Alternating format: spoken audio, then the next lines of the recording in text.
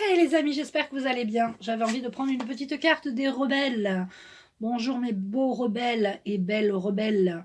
Hein, soyons des rebelles. Rebellons-nous. Rebellons-nous. Bon, allez, on se concentre. Voilà, pour les rebelles, j'ai l'archange Michael et Métatron. Voilà la carte. Ce sera toi.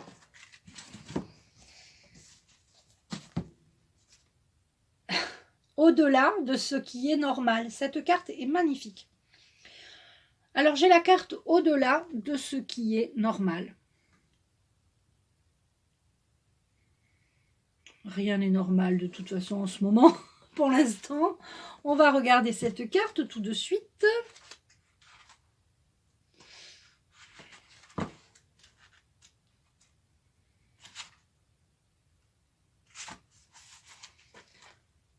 Il existe des moments décisifs dans votre vie où vous pouvez choisir davantage avec la vaste majorité ou prendre un chemin plus courageux, plus authentique, même s'il est plus risqué.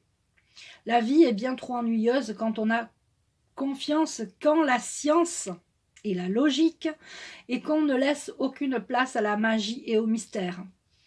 Le rebelle sacré de nos cœurs choisira toujours une meilleure approche de la vie.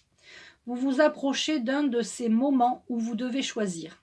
C'est une question d'équilibre. Il ne s'agit pas de choisir entre l'art, la science, le jardinage ou l'architecture. Il est plutôt question d'intégrer toutes les approches afin de pouvoir améliorer votre chemin et cesser de le bloquer. Placer la science ou l'architecture au-dessus de tout tue votre cœur rebelle. Ne dépendre que de la logique des preuves et des calculs précis étouffe l'âme. Ne prendre des décisions qu'en se basant sur des facteurs limités ou des succès déséquilibrés nous limite inutilement. Ces approches nous empêchent de vivre librement, spontanément et avec confiance pour que nous puissions nous rebeller contre le besoin que les choses fonctionnent selon un plan précis. Prenez vos décisions en vous fiant à votre instinct et à votre cœur. Ayez confiance en cette aventure qu'est la vie et laissez-la se déployer. Il existe un temps et un endroit pour la logique, la stratégie et le calcul. Ils ne sont pas mauvais, mais nous devons faire attention à ne pas les vénérer. Ils ne doivent pas nous empêcher d'utiliser des outils.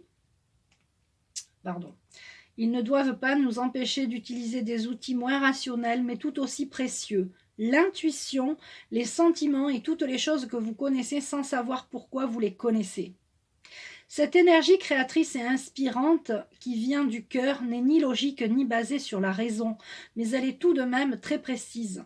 Afin de rester rebelles, nous ne devons pas sacrifier nos émotions, notre instinct, notre passion et notre intuition pour la science, la logique et la planification. C'est clair, je crois. Le jardinage et l'art nous demandent de planifier, mais de façon moins stricte.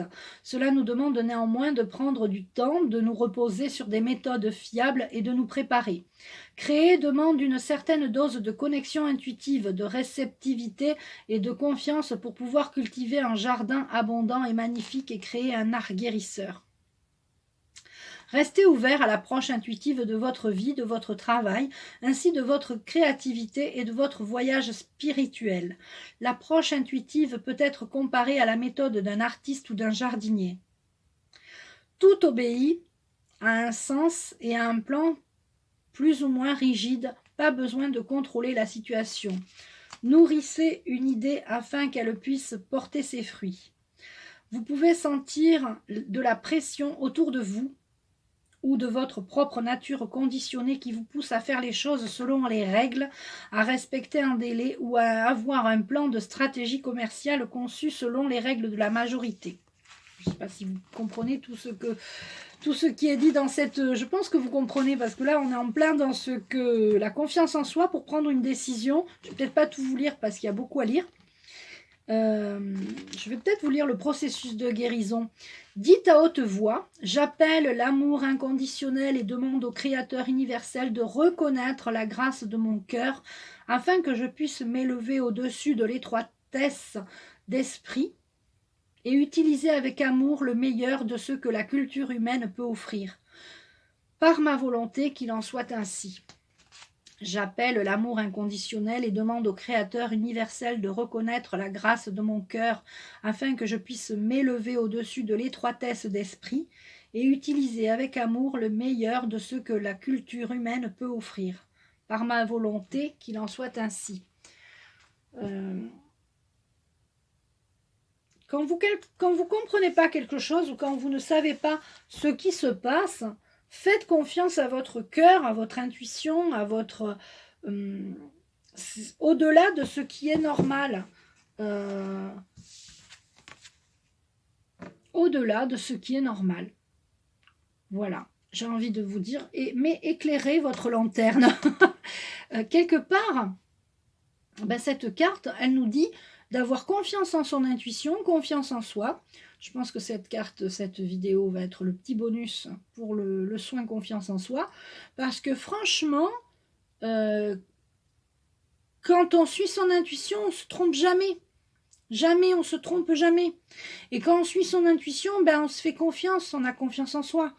Que ce soit pour n'importe quelle décision. Alors là, bien sûr, par rapport à la crise que nous vivons, ça peut être par rapport à quelque chose qu'on ne veut pas qu'on nous injecte, mais par rapport à des décisions professionnelles, à des décisions personnelles, eh bien quand on a l'intuition, on se fait confiance. Votre intuition ne vous fera jamais tromper. Ça, c'est vraiment important que vous sachiez ça. Et vous faire confiance, eh bien, c'est faire confiance à votre intuition. Donc c'est lié en fait. Voilà les amis pour cette petite carte de bonus. Je vous embrasse et puis je vous dis, ayez confiance en vous. Croyez en vous. Je vous aime. À bientôt.